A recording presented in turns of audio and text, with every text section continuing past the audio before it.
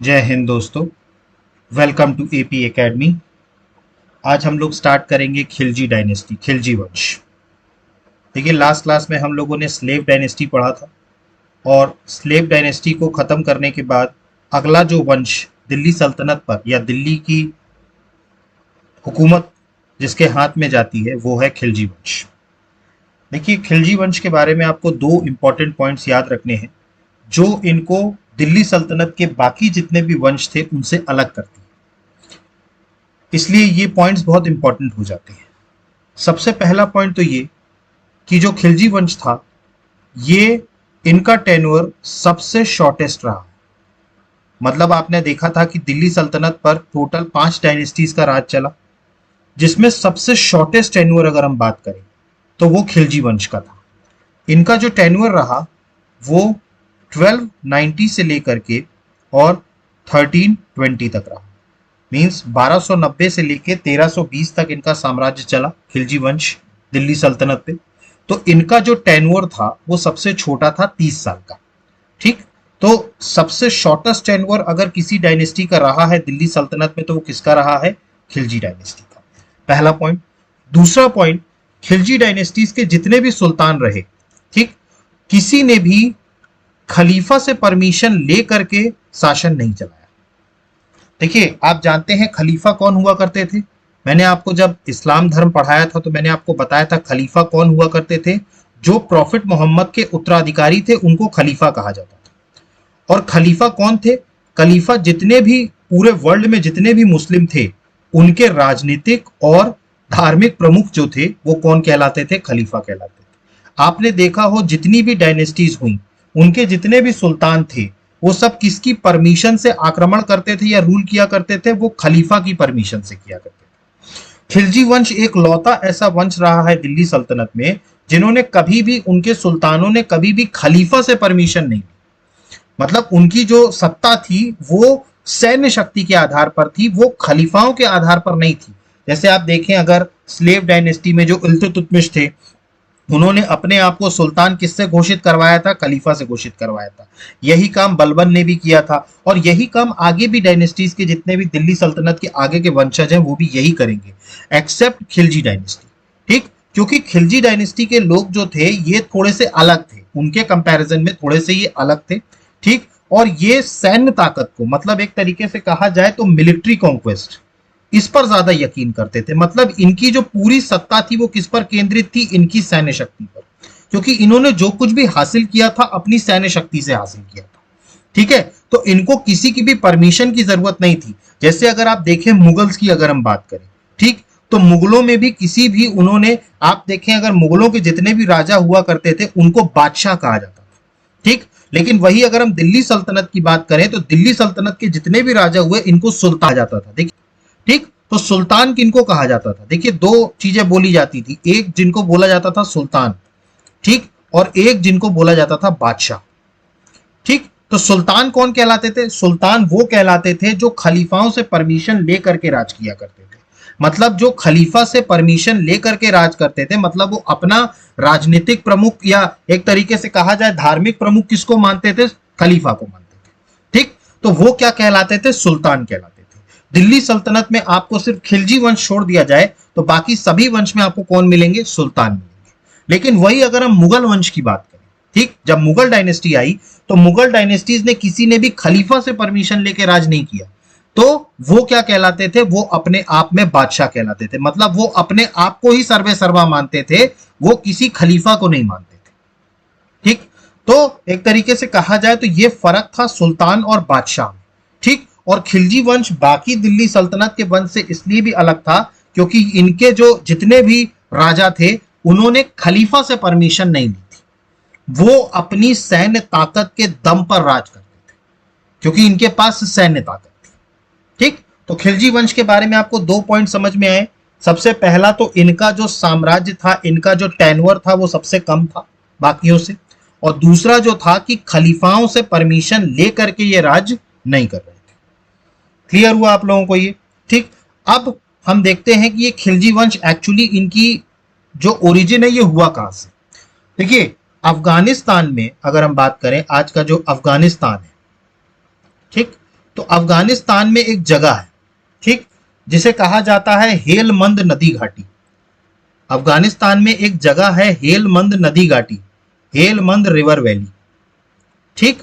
यहां पर इसी के पास हेलमंद रिवर वैली के पास एक नगर हुआ करता था, ठीक है, जिसका नाम था खलजी, ठीक, जिसका नाम क्या था, खलजी, ठीक। ये खलजी क्या था, ये एक नगर था किसके पास, हेलमंद रिवर वैली के पास, ठीक। यहां पर एक जाति रहती थी, ये जो खलजी था यहां पर क्या होता था, एक जातियां रहती थी इस क्षेत्र में। तो इस क्षेत्र में जितनी भी जातियां बसी उनको क्या कहलाने जाने लगे, खलजी कहलाने लगे। वो क्या कहलाने लगे, खिलजी कहलाने लगे। मतलब कि इस खलजी क्षेत्र में जितनी भी जातियां रहती थी वो क्या कहलाने लगी, खलजी कहलाने लगी, खिलजी, ठीक है। और ये कहां था, अफगानिस्तान के हेलमंद रिवर वैली के पास, ठीक। तो हेलमंद रिवर वैली के पास खलजी था और खलजी में जो भी जातियां रहा करती थी, ठीक, वो खिलजी कहलाई। वो क्या कहलाई, खिलजी कहलाई। अब खिलजी डायनेस्टी के जो फाउंडर थे, कौन, जलालुद्दीन खिलजी, ठीक। खिलजी डायनेस्टी के फाउंडर कौन थे भाई, जलालुद्दीन खिलजी, ठीक। वो इसी क्षेत्र में, उनके जो पूर्वज थे वो इसी क्षेत्र में निवास करते थे, किसमें, खलजी क्षेत्र में, ठीक। तो इनके जो पूर्वज थे, ठीक है, तो इनकी जो जातियां थी, इनकी जाति के लोग कहां रहा करते थे, खलजी में, इसीलिए क्या कहलाए, जलालुद्दीन खिलजी, ठीक। और इनके चूंकि पूर्वज बहुत समय तक यहां पर रहते थे, ठीक, तो इसीलिए इनके अंदर जो अगर हम बात करें तो इनके रहन सहन की अगर हम बात करें या इनके रीति रिवाजों की बात करें तो वो अफगानों से बहुत ज्यादा मिलता था, ठीक। मतलब कि अफगानों से क्या होते थे, ये बहुत ज्यादा मिलते थे, ठीक। तो अफगानों से इनका क्या था, अफगान, ठीक। इनके रीति रिवाज जो थे वो अफगानों से बहुत मिलते थे। क्यों, क्योंकि ये अफगानिस्तान वाले क्षेत्र से आए थे। अफगानिस्तान में हेलमंद रिवर वैली के पास खलजी नामक शहर था, वहां पर जो जातियां रहती थी उन्हीं के वंशज थे जलालुद्दीन खिलजी। तो इनका जो रहन सहन था या इनका जो पहनावा था ये सब क्या अफगानों से बहुत ज्यादा मिलता था। लेकिन कई ऐसे इतिहास में राइटर हुए हैं जिन्होंने इनको अफगान ना मान के इनको तुर्क माना, ठीक। मतलब कई ऐसे हिस्टोरियन हुए हैं जिन्होंने ये बताया कि ये अफगान नहीं थे, ये भी तुर्क थे। मतलब ये जो खलजी लोग भी थे ये क्या थे, तुर्क थे, ठीक। अब इनमें कौन कौन से अपने राइटर रहे हैं, तो एक तो रहे हैं फखरुद्दीन, ठीक। फखरुद्दीन की एक किताब हुआ करती थी जिसका नाम था तहरीके फखरुद्दीन मुबारक शाही, तारीके फखरुद्दीन मुबारक शाही, ये इनकी किताब का नाम था। इसमें इन्होंने बताया कि ये क्या थे, तुर्क थे, ठीक। इसके अलावा कुछ फॉरेन राइटर्स भी थे जैसे रॉबर्टरी या बार्थोल्ड की अगर हम बात करें तो ये सारे भी विद्वानों ने क्या माना कि खिलजी जो थे वो तुर्क थे, ठीक है। तो सर्वाधिक मान्य क्या माना गया, तुर्क थे। भले ही ये अफगान वाले क्षेत्र से आए थे लेकिन ज्यादातर इतिहासकारों ने इनको क्या माना है, तुर्क माना है। ज्यादातर इतिहासकारों ने इनको क्या माना है, तुर्क माना है।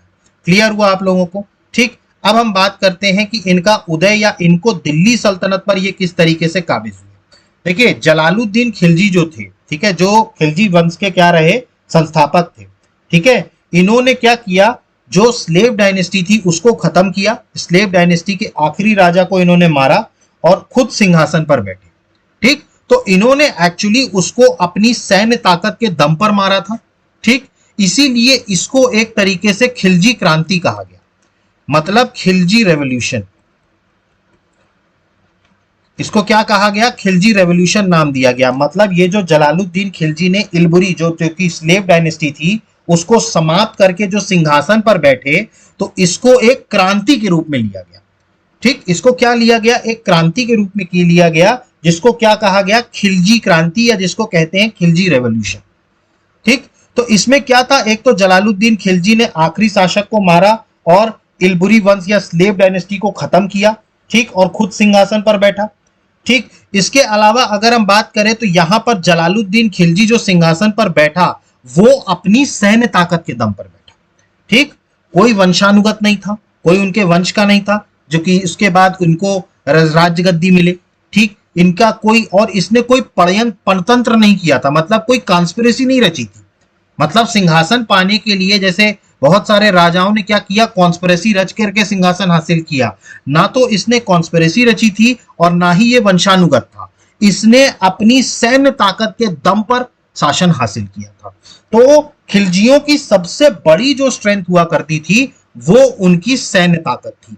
इसीलिए आप देखेंगे अलाउद्दीन खिलजी की जो सेना थी वो इतनी बड़ी और इतनी विशाल सेना हुआ करती थी, क्योंकि इनका जो पूरा साम्राज्य था वो सिर्फ और सिर्फ उनकी सैन्य ताकत के दम पे टिका हुआ था। इनकी सैन्य ताकत ऐसी थी कि सैन्य ताकत के दम पर इन्होंने क्या किया था, शासन किया था। ठीक, तो खिलजियों की क्रांति जो होती है इसमें सबसे पहला चीज यह है कि जलालुद्दीन खिलजी ने कोई वंशाधिकार के तौर पर या किसी भी कॉन्स्पिरेसी के तहत नहीं किया था, बल्कि अपनी सैन्य शक्ति के दम पर हासिल किया था। अलाउद्दीन का तो यहां तक कहना था कि राजस्व या हम कहें किंगशिप में, अगर हम अलाउद्दीन की बात करें तो वो तो ये कहता था कि जो किंगशिप होता है, ठीक है, राजस्व का सिद्धांत है, उसमें ब्लड रिलेशन का कोई संबंध नहीं होता। मतलब कि ये रक्त संबंध को नहीं मानता था किंगशिप में, कि कोई रक्त संबंधी नहीं होता। राजस्व का सबसे पहला सिद्धांत यही है कि रक्त संबंध नहीं जानता, मतलब वो ब्लड रिलेशंस का नहीं मानता थे। उनका मानना यह था हमें सिंहासन चाहिए, कैसे भी चाहिए, हम चाहे किसी को मार के सिंहासन हासिल करें, अपने ही सगे को मार के सिंहासन हासिल करें, लेकिन हम सिंहासन ऐसे ही हासिल करेंगे। तो उनका यह मानना था कि भाई हम, और ये सब ये किस आधार पर करते थे, ये अपनी सैन्य ताकत के आधार पर करते थे। किस आधार पर करते थे, अपनी सैन्य ताकत के आधार पर। ठीक, और दूसरा और सबसे इंपॉर्टेंट पॉइंट इसमें यह था, ये खिलजियों में, कि ये धर्म को कभी भी अपने सत्ता पर नहीं आने दिए। इन्होंने कभी भी धर्म को राजनीति से हमेशा दूर रखा। आप अगर आप देखें तो इनके समय में, जैसे अगर हम बात करें जो अपने गुलाम वंश थे, ठीक है, उनमें क्या हुआ करते थे, जो उलेमा हुआ करते थे, ठीक है, जो उलेमा हुआ करते थे, जैसे आप जो तुर्की चहलगानी जो था, ठीक है, 40 जो थे, तो जो उलेमा हुआ करते थे वो उस टाइम पर राजनीतिक हस्तक्षेप किया करते थे। ठीक, लेकिन इनके समय में इन्होंने धर्म को राजनीति से बिल्कुल दूर कर दिया था। ठीक, इनके लिए धर्म इंपॉर्टेंट उतना नहीं था, राजनीति या शासन ज्यादा इंपॉर्टेंट था। ठीक, इसीलिए आप देखें तो इन्होंने उलेमाओं को राजनीति में हस्तक्षेप करने से रोका। इसके अलावा इन्होंने खलीफा से भी परमिशन नहीं ली थी, मतलब ये खलीफा की स्वीकृति के आधार पर राज नहीं कर रहे थे। तो जो खलीफा जो स्वीकृति, देखिए ऑब्वियस सी बात है कि जब खलीफा किसी को स्वीकृति देगा तो जाहिर सी बात है जो भी सुल्तान बनेगा वो खलीफा के प्रति एक वफादारी रखेगा। तो खलीफाओं का वहां से भी कुछ ना कुछ राजनीतिक हस्तक्षेप होता था। अब जब खलजी इनको मानते ही नहीं थे और इनको इनसे परमिशन ही नहीं ली थी, तो जाहिर सी बात है कि वो इनकी बात नहीं मानेंगे। ठीक, तो इन्होंने राजनीति से धर्म को बिल्कुल भी दूर रखा। ठीक, और सिर्फ अपनी सैन्य ताकत के दम पर राज किया। यही थी खिलजी क्रांति। तो खिलजी क्रांति आपको समझ में आई। सबसे पहले तो जलालुद्दीन खिलजी ने क्या किया, एक तरीके से पूरी तरीके से इनको खत्म किया। ठीक, अपनी सैन्य ताकत के दम पर। ठीक, इसने कोई परतंत्र नहीं किया, कोई इसको वंशानुगत ये नहीं था। ठीक, लेकिन इसने अपनी सैन्य ताकत के दम पर उनको जीत लिया था। क्लियर हुआ आप लोगों को ये? ठीक, तो यहां तक आपको समझ में आया। ठीक, तो यहां तक अगर अपन देखें तो खिलजी वंश का मैंने आपको टाइम पीरियड बताया था 1290 से 1320। अब मैंने आपको बताया खिलजी कहां से आए, अफगानिस्तान में हेलमंद रिवर वैली। ठीक, इसके पास एक जगह हुआ करती थी, प्रोविंस हुआ करता था जिसका नाम था खिलजी। अब यहाँ पर जो भी जाति वाले या जो कबीले रहा करते थे इनको क्या कहा गया, खिलजी ट्राइब बोला गया। ठीक, तो खिलजी ट्राइब का उदय कहां से हुआ है, अफगानिस्तान के हेलमंद रिवर वैली से। इसके अलावा हम बात करें तो जलालुद्दीन खिलजी जो थे, जो खिलजी वंश के संस्थापक थे, ये भी उसी जाति के थे और इनके भी पूर्वज कहां तक रहे थे, इस एरिया में अराउंड 200 साल रहे। ठीक, तो इनके भी जो कस्टम्स थे उसमें क्या किसकी छाप होती थी, अफगान की। ठीक, चूंकि ये अफगानिस्तान एरिया में रहते थे इसीलिए इनके अंदर थोड़ी सी अफगान की छाप थी इनके कस्टम्स में। इसके अलावा अगर हम बात करें, हालांकि बहुत सारे लोगों ने ऐसी थ्योरीज दी, जैसे अगर हम बात करें तो फखरुद्दीन ने, ठीक, फखरुद्दीन की एक किताब थी, कौन सी, तारीखे फखरुद्दीन मुबारक शाही। ठीक, इसमें इन्होंने बताया है, ठीक है, और रॉबर्ट और बार्थलेट, मैंने आपको बताया कुछ फ्रेंच राइटर्स भी थे, इंग्लिश राइटर्स रॉबर्ट एंड बार्थलेट, इन्होंने बताया कि भाई ये किसको बिलोंग करते थे, ये तुर्क थे। ठीक, तो खिलजियों को क्या माना गया, एक ब्रॉड एक्सेप्टेबिलिटी क्या माना गई, मोस्ट एक्सेप्टेड थ्योरी, ये क्या थे, तुर्क थे। ठीक, यहां तक क्लियर हुआ। ठीक, अब इसके अलावा अगर हम बात करें तो खिलजी रेवोल्यूशन मैंने आपको बताया था। ठीक, तो खिलजी रेवोल्यूशन का मतलब क्या था, जलालुद्दीन खिलजी का असैसिनेशन टू द थ्रोन, और किस डायनेस्टी को खत्म करके ये गद्दी पर बैठे थे, स्लेव डायनेस्टी, जिसको इलबरी डायनेस्टी कहा जाता है। ठीक, और इन्होंने किसके दम पर हासिल की थी ये सत्ता, अपनी सैन्य शक्ति के दम पर। ठीक, तो आपको ये याद रखना होगा। और दूसरा, खिलजी रेवोल्यूशन में दूसरा पॉइंट क्या था, ये धर्म को राजनीति में नहीं लाते थे। इन्होंने धर्म को क्या किया था, राजनीति से दूर रखा हुआ था। क्लियर हुआ आप लोगों को ये। ठीक, नेक्स्ट अगर हम बात करें, ठीक, तो मैंने आपको बताया Jalaluddin Khilji came to power by his military. ठीक, अपनी सैन्य ताकत के दम पर आया था, ना तो ये कॉन्स्पिरेसी के थ्रू आया था और ना वंशानुगत इसको चुना गया था। ठीक, और अलाउद्दीन ने यह तक कह दिया था कि किंगशिप में ब्लड रिलेशन का कोई स्थान नहीं होता, मतलब कोई रक्त संबंध ये नहीं मानते थे राजशाही के अलावा। इसके अलावा अगर हम बात करें तो खिलजी जो थे, अच्छा देखिए एक चीज और इसमें इंपॉर्टेंट थी, खिलजी जो थे वो बेसिकली निम्न जाति के थे, लोअर कास्ट के थे। ठीक है, इसीलिए इनके टाइम पर एक चीज हुई थी कि जो रेशियल सुप्रीमेसी हुआ करती थी या डिस्क्रिमिनेटरी, जैसे अगर हम बात करें कि पहले के समय में जो अपर कास्ट हुआ करती थी वही रूलिंग क्लास अपने आप को मानती थी। ठीक, अपर कास्ट जो हुआ करती थी वही क्या होती थी, रूलिंग क्लास हुआ करती थी। ठीक, तो एक तरीके से इनको सुल्तान की पोजीशन को खिलजियों ने बदला, क्योंकि खिलजी खुद क्या थे, लोअर कास्ट के थे। ठीक, तो इस कारण से इन्होंने इस चीज को खत्म किया कि नहीं, ऐसा नहीं हो सकता कि सुल्तान की गद्दी पर कोई ऊंची जाति वाला व्यक्ति ही बैठेगा। इन्होंने कहा कि जो अपनी ताकत के दम पर बैठेगा वही सुल्तान बनेगा। ठीक, तो खिलजियों ने इस माइंडसेट को बदला कि भाई सिर्फ अपर कास्ट वाले ही नहीं बनेंगे, यहां पर जो लोअर कास्ट के हैं वो भी अपनी सैन्य शक्ति के दम पर सुल्तान बन सकते हैं, जो ये बन के दिखाया। ये लोअर कास्ट के थे। ठीक, तो इन्होंने क्या किया, अपनी सैन्य शक्ति और अपने सामर्थ्य के दम पर इन्होंने क्या किया, पूरी डायनेस्टी को खत्म किया। ठीक, और अपनी डायनेस्टी स्थापित करी। ठीक, इसके अलावा अगर हम बात करें, ठीक, तो खिलजियों ने क्या किया था, खलीफ, जो मैंने आपको बताया था खलीफा, ठीक है, तो इनके अप्रूवल को मानने से इनकार कर दिया था। ठीक, और मैंने आपको बताया कि इन्होंने धर्म को पॉलिटिक्स से अलग रखा, keep religion out of politics, धर्म जो था उससे पॉलिटिक्स को अलग रखा। क्लियर, ये चीज आप लोगों को क्लियर हुई।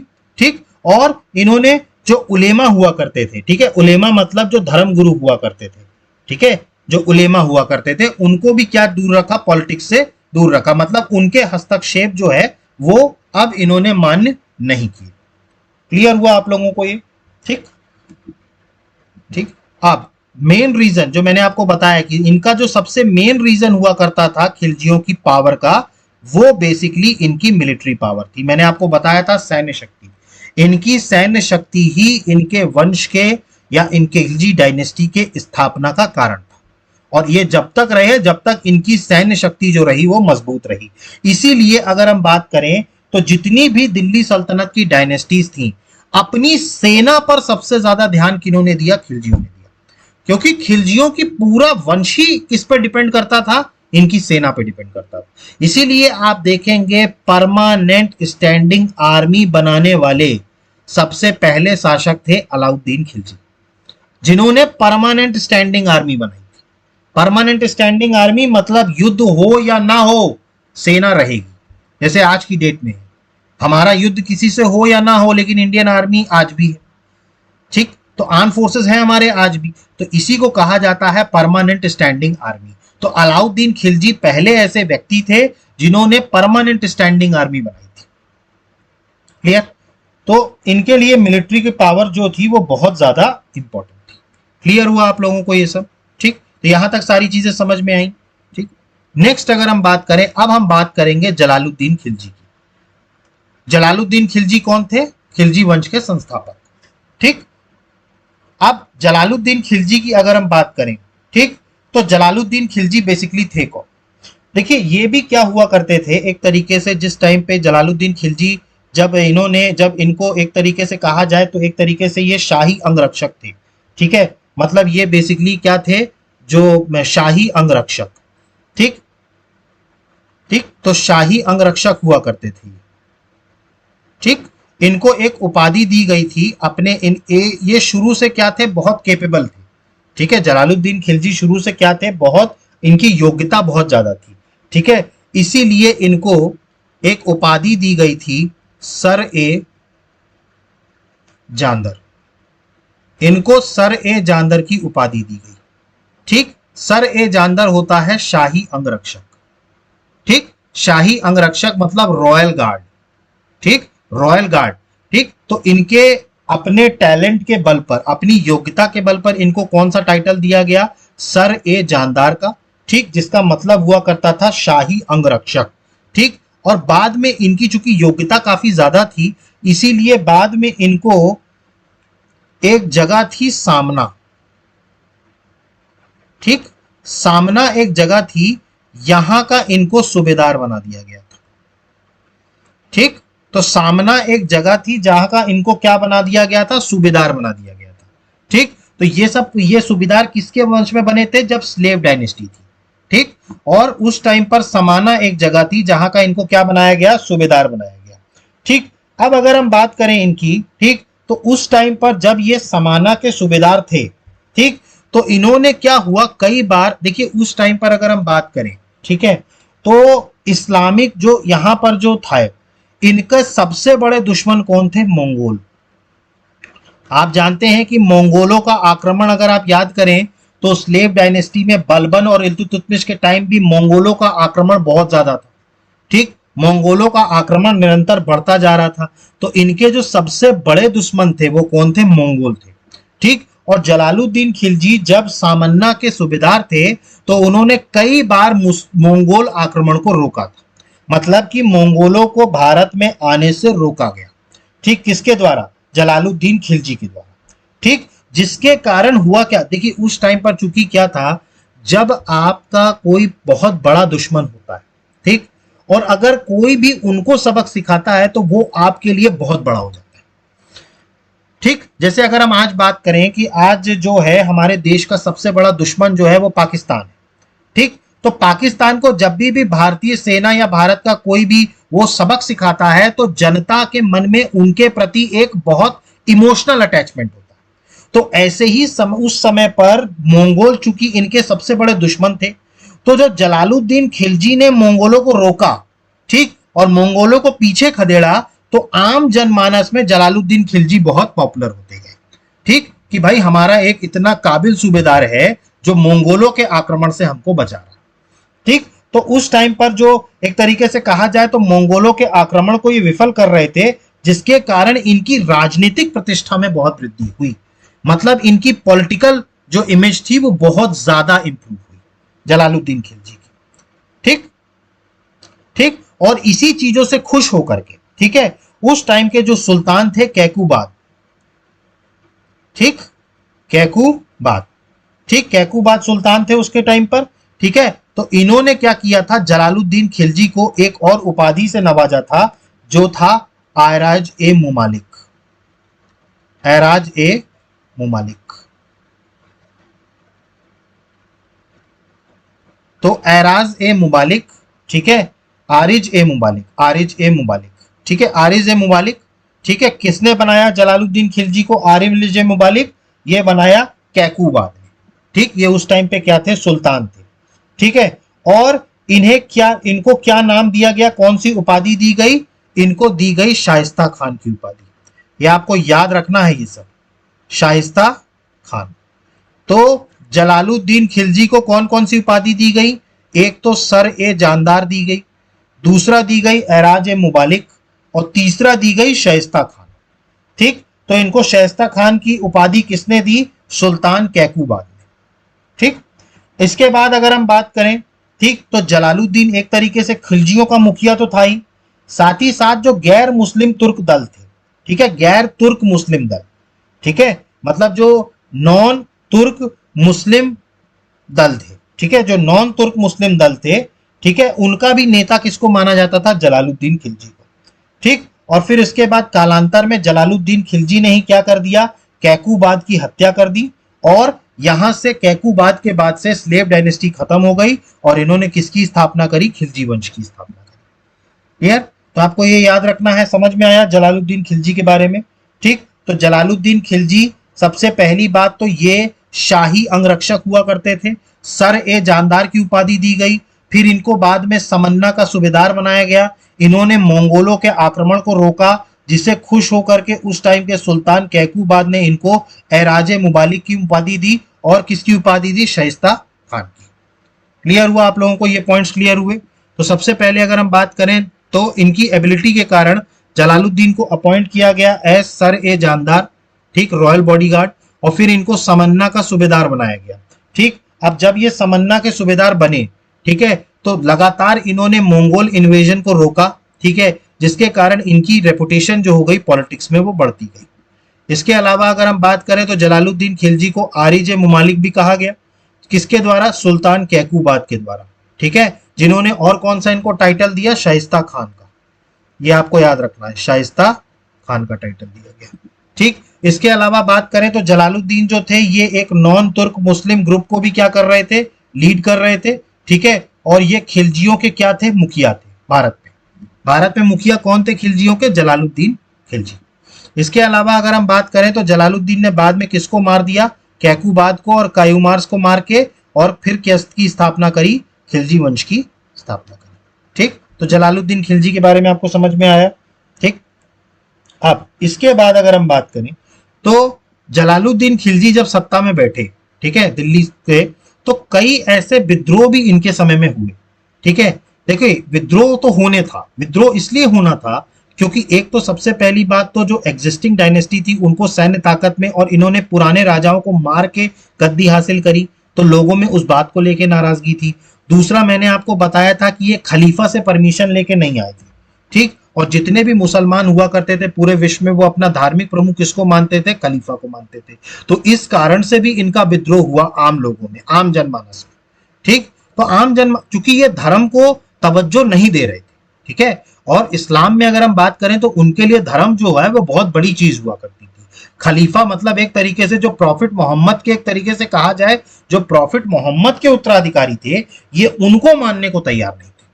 तो आप सोच सकते हैं कि इस्लामिक वर्ल्ड में अगर आपको राज करना है और आप अगर प्रॉफिट मोहम्मद को नहीं मानेंगे तो फिर ये आपको विद्रोह झेलना पड़ेगा। ठीक, तो वही विद्रोह इनको भी झेलना पड़ा। तो जलालुद्दीन खिलजी के भी टाइम पर कई सारे विद्रोह हुए, ठीक है, और कई सारे विद्रोह इनको झेलने पड़े, और कई सारे विद्रोहों को इन्होंने खत्म भी किया। ठीक, उस टाइम पर इनका जो सबसे प्रमुख सेना अधिकारी है, एक तरीके से कहा जाए तो इनका भतीजा भी कहलाता था, जो बाद में इनका दामाद बना, अलाउद्दीन खिलजी। ठीक, उसने भी बहुत सारे विद्रोहों को दबाया था इनके समय में। ठीक, तो अब हमें इनके समय में जो प्रमुख घटनाएं हुई हैं उनके बारे में पढ़ना है। जलालुद्दीन खिलजी के समय में कौन कौन सी प्रमुख घटनाएं हुई? ठीक, तो मेजर इवेंट्स कौन कौन हुए? तो सबसे पहले तो मलिक छज्जू का विद्रोह हुआ। ठीक, अब आप बात करेंगे यहां पर मलिक छज्जू कौन था। ठीक है, ये बेसिकली मलिक छज्जू जो था, ये कड़ा मानिकपुर एक जगह है। ठीक, कड़ा मानिकपुर। ठीक, बाद में इसी का सूबेदार बनाया जाता है, कड़ा मानिकपुर का ही सूबेदार किसको बनाया जाता है? अलाउद्दीन खिलजी। ठीक, तो मलिक छज्जू क्या था? कड़ा मानिकपुर का सूबेदार था। ठीक है, और इस तरीके से कहा जाए तो बलबन का ये भतीजा था रिश्ते में। ठीक, बलबन जो था ना, बलबनी वंश वाला, ठीक, उसका ये भतीजा कहलाता था मलिक छज्जू। ठीक, तो ये क्या था? कड़ा मानिकपुर का सूबेदार था, और रिश्ते में क्या था? ये बलबन का भतीजा था। ठीक, ठीक, तो इसने क्या किया? मलिक छज्जू ने, चूंकि ये नॉन तुर्क थे, ये अपने आप को नॉन तुर्क मानते थे क्योंकि इनका जो ओरिजिन था वो अफगानिस्तान से था, तो जो तुर्क वाले थे वो इनको तुर्क नहीं मानते थे, जो तुर्क एक्चुअली में थे वो उनको तुर्क नहीं मानते थे।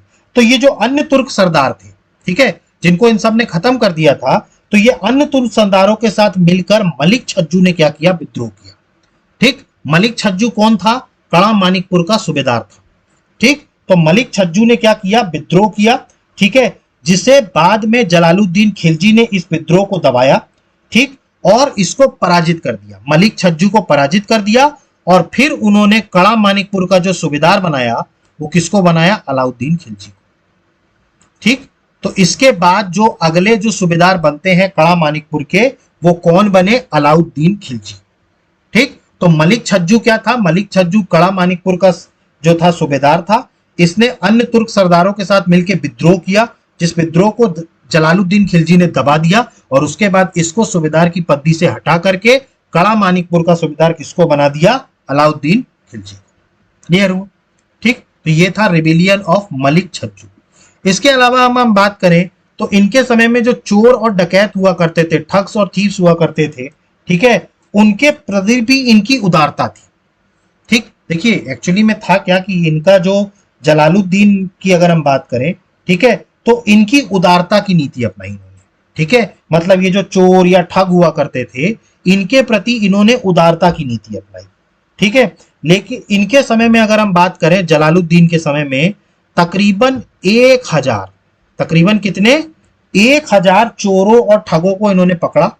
ठीक है, लेकिन सुल्तान ने क्या किया? बाद में उन सबको माफ कर दिया। ठीक है, और इनको एक नाव में बिठा करके इनको बंगाल की तरफ भेज दिया। ठीक, मतलब इन्होंने क्या किया? जलालुद्दीन ने जो ठग या चोर हुआ करते थे, इनके प्रति उदारता दिखाई।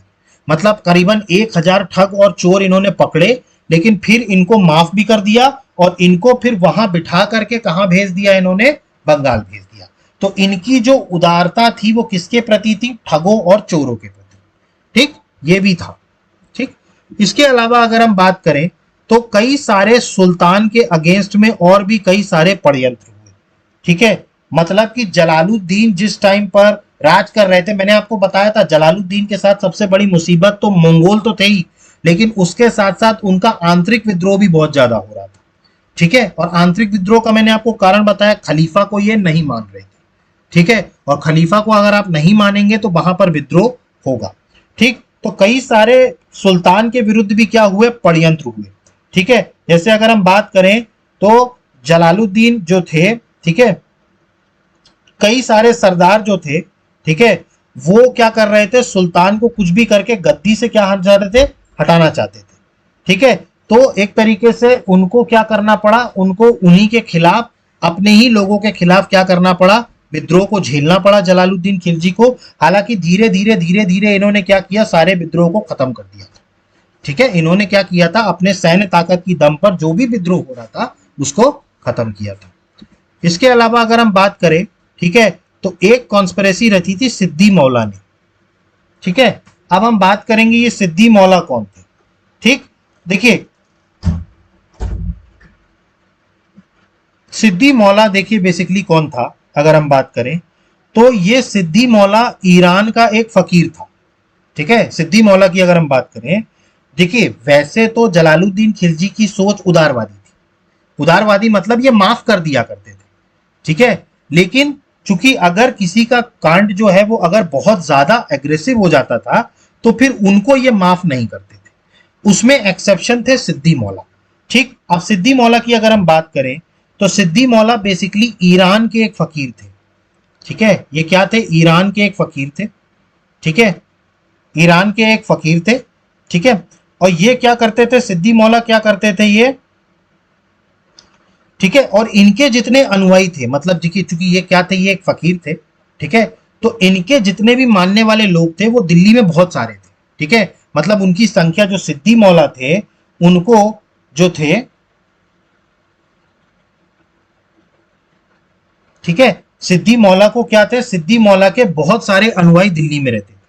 ठीक, अगर हम बात करें, ठीक है, तो जो तुर्क सरदार थे, ठीक है, वो किसको सुल्तान बनाना चाहते थे? सिद्दी मौला को बनाना चाहते थे। देखिए जितने भी तुर्क सुल्तान थे या तुर्क जिसे हम कहें तुर्क सरदार, सॉरी मैं कह रहा हूं तुर्क सरदार, ठीक, जितने भी तुर्क सरदार हुआ करते थे उनमें से कोई भी जलालुद्दीन खिलजी को सुल्तान मानने के लिए तैयार नहीं थे। ठीक, तो ये क्या चाहते थे? ये सिद्दी मौला को सुल्तान बनाना चाहते थे। ठीक, मतलब ये कॉन्स्पिरेसी रची गई कि सिद्दी मौला को क्या किया जाए? सुल्तान बना दिया जाए। ठीक, अब जब, और इसीलिए इन्होंने सिद्दी, देखिए तुर्क सरदार क्या चाहते थे कि सिद्दी मौला क्या बन जाए? सुल्तान बन जाए। कुछ भी करके जलालुद्दीन खिलजी सुल्तान नहीं होना चाहिए। तो तुर्क सरदारों ने क्या किया? कॉन्स्पिरेसी के तहत सिद्दी मौला को क्या किया?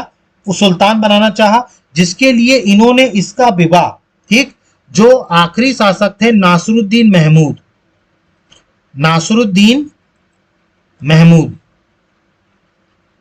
ठीक, स्लेव डायनेस्टी के शासक थे नासरुद्दीन महमूद, इसकी बेटी से इनका विवाह कराया। ठीक, मतलब सिद्दी मौला का क्या किया, जो नासरुद्दीन महमूद थे इनकी बेटी से किसका विवाह कराया, सिद्दी मौला का, क्योंकि ये तुर्क सरदार जो थे ये किसको सुल्तान बनाना चाह रहे थे, सिद्दी मौला को। ठीक, तो उसके लिए इनका विवाह कराया। लेकिन ये सारी कॉन्स्पिरेसी कौन समझ गए, जलालुद्दीन खिलजी समझ गए। ठीक, तो जलालुद्दीन खिलजी जब इस बात को समझ गए, ठीक है, तो इन्होंने क्या किया, सिद्दी को, ये जो है सिद्दी मौला को क्या किया, बुलाया, ठीक, और इनको मृत्युदंड दे दिया, इनको हाथी के पैरों से कुचलवा दिया। ठीक, तो पहली बार ऐसा हुआ जब जलालुद्दीन खिलजी ने अपनी उदारवादी सोच के अगेंस्ट जाकर के सिद्दी मौला को हाथी के पैर के नीचे कुचलवाया। इसके पहले जितने भी आप देखें, अगर आप चोर ठग जितने भी पकड़े जाते थे, जलालुद्दीन खिलजी के अंदर उदारहीनता थी, मतलब उदारवादी थे ये, मतलब उनको माफ कर दिया करते थे। ठीक, सिद्दी मौला जो थे वो अपवाद के रूप में थे। ठीक है, इनको माफ नहीं किया और इनको क्या किया, हाथी के पैरों के नीचे कुचलवा दिया। ठीक, तो इस तरीके से जितनी भी कॉन्स्पिरेसी थी, इन सारी कॉन्स्पिरेसीज को क्या किया, जलालुद्दीन खिलजी ने खत्म किया। ठीक, अब इनके समय में कई सारे अभियान भी हुए। ठीक है, अब हम देखेंगे कि इनके समय में कई सारे इवेंट्स और हुए। जैसे अगर हम बात करें तो इनके समय में एक रणथंभौर कैंपेन हुआ था, ठीक, 1290 में। ठीक, ये आपको याद रखना है, 1290 में। देखिए रणथंभौर क्या था, रणथंभौर मतलब आज का जो राजस्थान वाला पार्ट। ठीक है, रणथंभौर क्या हुआ करता था, राजस्थान का एक बहुत ही शक्तिशाली राज हुआ करता था। यहां पर एक शासक हुआ करते थे हम्मीर देव। रणथंभौर में एक शासक हुआ करते थे हम्मीर देव। आप याद करिए पृथ्वीराज चौहान, पृथ्वीराज चौहान मोहम्मद गौरी वाले चौहान वंश वाले, उसी वंश के ये थे हम्मीर देव। बाद में दिल्ली से हट करके उन्होंने अपना साम्राज्य कहां बसाया था, रणथंभौर में। ठीक, और रणथंभौर में ये जो हम्मीर देव थे, ठीक है, ये चौहान शासन के थे। ठीक है, मतलब ये पृथ्वीराज चौहान के ही क्या थे, एक तरीके से कहा जाए तो उन्हीं के वंश के थे हम्मीर देव। ठीक, तो रणथंभौर अभियान में चूंकि हम्मीर देव वहां पर शासक थे, ठीक है, और ये बहुत ही शक्तिशाली शासक थे। ठीक है, तो इन्होंने क्या किया, जलालुद्दीन खिलजी ने यह सोचा कि रणथंभौर को घेर लिया जाए। ठीक है, लेकिन चूंकि रणथंभौर में इनकी सेना हम्मीर देव की बहुत ज्यादा मजबूत थी, ठीक है, जिसके कारण इनको शुरुआत में यहां सफलता नहीं मिली। ठीक है, शुरुआत में हम्मीर देव के खिलाफ उनको सफलता नहीं मिली। किसको, जलालुद्दीन खिलजी को। इनको वापस लौटना पड़ा क्योंकि इनकी जो किलेबंदी थी वो बहुत स्ट्रांग थी और इनकी जो सेना थी वो क्या थी, बहुत ज्यादा मजबूत थी। क्लियर, तो शुरुआत में इनको सफलता नहीं मिली। ठीक, और इनको दिल्ली वापस लौटना पड़ा। इसके बाद अगला जो कैंपेन था इनका वो 1292 में था, मांडोर में। ठीक, मांडोर की अगर हम बात करें तो मांडोर एक राजपूत राज्य था। ठीक है, मांडोर क्या था, एक राजपूत राज था जो बलबन, अगर हम बात करें बलबन की, बलबन जिस टाइम सुल्तान था उसी टाइम पर क्या हो गया था, ये स्वतंत्र हो गया था। ठीक, तो मांडोर जो था ये एक राजपूत राज्य था जो बलबन के समय में ही स्वतंत्र हो गया था। लेकिन जलालुद्दीन ने फिर क्या किया, मांडोर पे आक्रमण किया और इसको सफलतापूर्वक जीत लिया। ठीक, और मांडोर को वापस किस में मिला लिया, दिल्ली में मिला लिया। ठीक, तो इनका जो मांडोर कैंपेन था वो कब था, 1292 में। तो आपको ये याद रखना है। इसके बाद अगला अगर हम बात करें तो 1291 में मंगोलों का आक्रमण हुआ। ठीक है, इस टाइम पर मैंने आपको बताया था कि मंगोल लगातार भारत पर आक्रमण कर रहे थे। दिल्ली सल्तनत के लिए सबसे बड़ा सिरदर्द जो थे वो थे मंगोल, चाहे वो स्लेव डायनेस्टी वाले रहे हो चाहे खिलजी डायनेस्टी वाले रहे हो, सभी के लिए सबसे बड़ा सिरदर्द कौन थे, मंगोल। ठीक, अब इस टाइम पर मंगोलों के एक राजा थे, मंगोलों के शासक थे हल्लाकू खान। हलाकू खान, हलाकू खान कौन थे, मंगोलों के शासक थे। ठीक है, और इन्होंने क्या किया था, तकरीबन 1.5 लाख मंगोलों की सेना के साथ भारत पर आक्रमण किया था। ठीक, तो बेसिकली क्या था, मंगोल शासक हल्लाकू खान जो थे, ठीक है, इनका एक पौत्र हुआ करता था, नाम था अब्दुल्ला। ठीक, इनका एक पौत्र हुआ करता था, उसका नाम क्या था, अब्दुल्ला। ठीक, तो अब्दुल्ला ने तकरीबन क्या किया, 1.5 लाख मंगोल सैनिकों के साथ भारत पर आक्रमण किया। ठीक, लेकिन जलालुद्दीन खिलजी स्वयं एक बड़ी सेना लेकर पंजाब में गए और वहां पर इन्होंने अब्दुल्ला को पराजित कर दिया। ठीक, मतलब एक तरीके से कहा जाए तो मंगोलों के इन्वेजन को या मंगोलों के आक्रमण को रोका किसने? जलालुद्दीन खिलजी ने। इन्होंने पंजाब में एक बहुत बड़ी सेना लेके गए, वहां पर अब्दुल्ला को हराया, ठीक, और मंगोलों को अंदर आने से रोक दिया। ठीक, तो मंगोल इन्वेजन किनके कब हुआ? 1291 में। ठीक, इसके बाद अगला जो अभियान था वो था भीलसा का आक्रमण। ठीक, देखिए भीलसा का आक्रमण जो हुआ ये 1291 नहीं है, 1292। इसको ठीक कर लीजिएगा। अलाउद्दीन ने जो भीलसा का आक्रमण किया वो 1292 में किया। ठीक, अब ये भीलसा कहां था? तो ये भीलसा आज का जो मालवा क्षेत्र है, ठीक है, आज का जो कौन सा क्षेत्र है? मालवा क्षेत्र है। मालवा पर इन्होंने आक्रमण किया। यहीं पर एक दुर्ग था, भीलसा दुर्ग। ठीक, और वहां पर चूंकि भीलसा दुर्ग में अपार धन संपदा थी, ठीक, तो अलाउद्दीन ने भीलसा के दुर्ग पर आक्रमण किया, जो कौन से क्षेत्र में आता था? मालवा क्षेत्र में। ठीक, और भीलसा दुर्ग में आक्रमण करके वहां से इन्होंने उस दुर्ग को जीता और वहां से बहुत सारी अपार जन संपदा लूटी, मतलब एक तरीके से अपार धन संपदा, ठीक है, धन संपदा वहां से लूटी। और इससे खुश होकर, मतलब ये भीलसा का जो अभियान था, जलालुद्दीन ये खिलजी इसी से खुश होकर के इन्होंने अलाउद्दीन खिलजी को इराज ए मुमालिक की उपाधि दी थी। जो पहले ये बने थे, जलालुद्दीन खिलजी भी क्या बने थे? आरिज ए मुमालिक। ठीक, तो अलाउद्दीन ने जो भीलसा पर आक्रमण करके भीलसा को लूटा, उससे खुश होकर के जलालुद्दीन ने उनको किसकी उपाधि दी? आरिज ए मुमालिक की उपाधि दी।